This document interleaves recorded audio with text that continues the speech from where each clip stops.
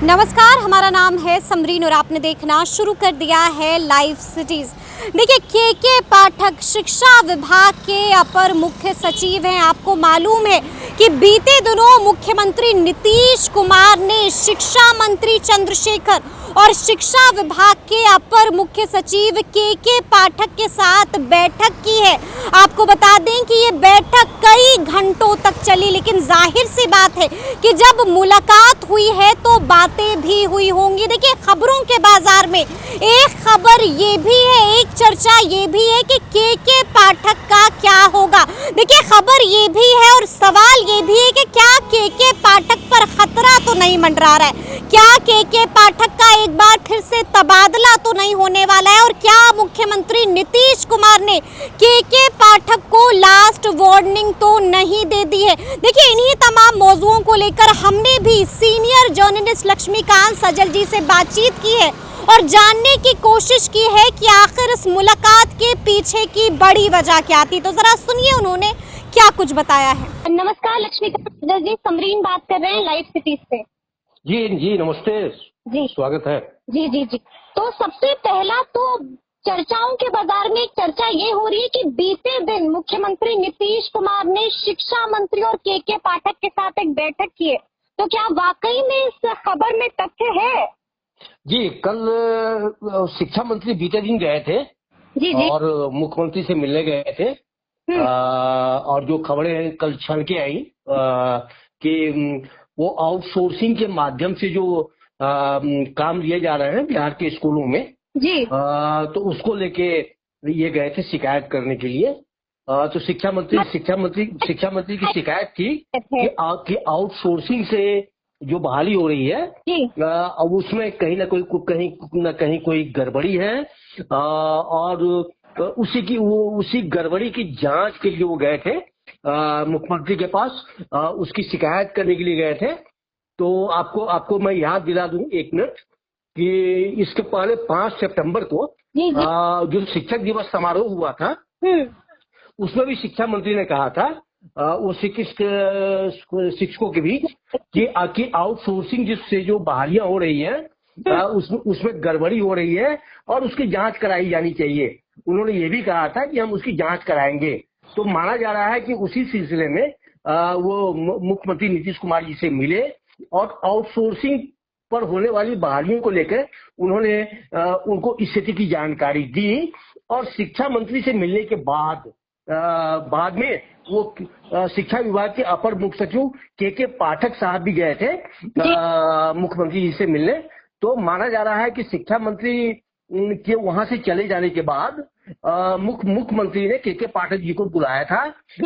उस मामले में जो शिकायत थी शिक्षा मंत्री की, उस मामले में शायद उन्होंने उनका जानना चाहा कि वस्तु स्थिति क्या है। ये दोनों ही मुलाकातें जो हुई ये हुई एक आने मार्ग में, तो जहाँ जो मुख्यमंत्री का सरकार आवासीय कार्यालय है। जी।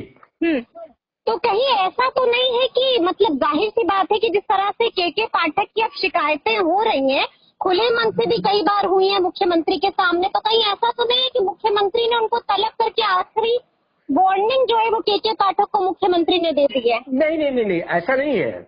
ऐसा इसलिए नहीं है कि आपको बता दूं कि इसके पहले जो राजभवन कुलपतियों की नियुक्तियों को लेकर जो राजभवन ने शिकायत की थी, महामहिम ने शिकायत की थी मुख्यमंत्री जी से, और शिक्षा विभाग ने अपना आदेश जो विज्ञापन वापस लिया था। तो उसके पहले भी आपको याद होगा कि मुख्यमंत्री जी ने के पाठक साहब को तलब किया था अपने यहाँ और उन्हें बुलाया था और उसमें विमर्श हुआ था। उसमें भी मुख्यमंत्री जी ने जानना चाहा था कि भाई इसमें शिक्षा विभाग का क्या स्टैंड है। तो माना जा रहा है कि शिक्षा विभाग के इसी स्टैंड को लेके, क्योंकि शिक्षा मंत्री की जो शिकायत थी वो एक तरफा शिकायत थी, तो मुख्यमंत्री कोई भी डिसीजन लेते हैं तो दोनों पक्षों को जानने के बाद तब वो किसी नतीजे पर पहुंचते हैं। तो कल उन्होंने दोनों पक्षों को जाना है और उसके अनुकूल तो वो अब करेंगे कि उसमें कहीं सच में अगर गड़बड़ी हुई होगी तो जरूर जांच कराएंगे वो। तो इसमें कहीं से कोई दो मत नहीं है। लेकिन हाँ, ये चीज जरूर है कि शिक्षा विभाग के अपर मुख्य सचिव के पाठक अब 3 तरफ से घिरे हुए हैं। बिल्कुल। पहला घेरा राजभवन का है, ठीक है। दूसरा घेरा शिक्षा मंत्री का है, जी जी। और तीसरा शिक्षक तो पहले से शिक्षक संगठन तो तैयार खड़े ही हैं। या तो ये समझ ली लक्ष्मीकांत जी कि वो चार तरफ से घेरे हुए हैं, क्योंकि अब बीपीएससी बनाम के पाठक। बिल्कुल। लेकिन आपने देखा होगा कि बीपीएससी वाले मामले में भी वो स्टैंड के पाठक का ही रहा। मुख्य सचिव ने जो आदेश किया वो वही आदेश रहा जो के पाठक के अनुकूल था। तो उस मामले में ये भारी पड़े हैं के पाठक बीपीएससी के मामले में, और वो भारी इसलिए पड़े हैं कि शिक्षक एक और तो हम लोग कह रहे थे, विभाग का कहना है कि भाई हम 220 दिन और 200 दिन की पढ़ाई पूरी नहीं कर पा रहे हैं। दूसरी ओर आपने सारे शिक्षकों को लगा दिया सर्टिफिकेट के सत्यापन में। दूसरी बात यह थी कि उससे चूंकि जितने भी जिला शिक्षा पदाधिकारी थे और शिक्षा विभाग के जो इंस्पेक्शन करने वाले अधिकारी थे वो लगा दिए गए सत्यापन में। नतीजा ये हुआ कि इसका असर पढ़ाई और स्कूलों की मॉनिटरिंग पे पड़ रहा था। बिल्कुल। तो इसमें यही पक्ष था, यही मामला था, जिसके चलते चीफ सेक्रेटरी को आदेश देना पड़ा कि भाई देखिए, उसमें एक शंका और थी। एक शंका, सबसे बड़ी बात उसमें ये थी कि शिक्षा विभाग के अधिकारियों और शिक्षकों को इसलिए हटना था कि आपको याद होगा कि जो मैट्रिक और 12th की परीक्षा होती है बिहार बोर्ड की, उसमें जो बार कोडिंग की स्कैनिंग होती है, कॉपी की स्कैनिंग होती है, उसमें शिक्षक और शिक्षा विभाग के अधिकारी नहीं लगाए जाते हैं।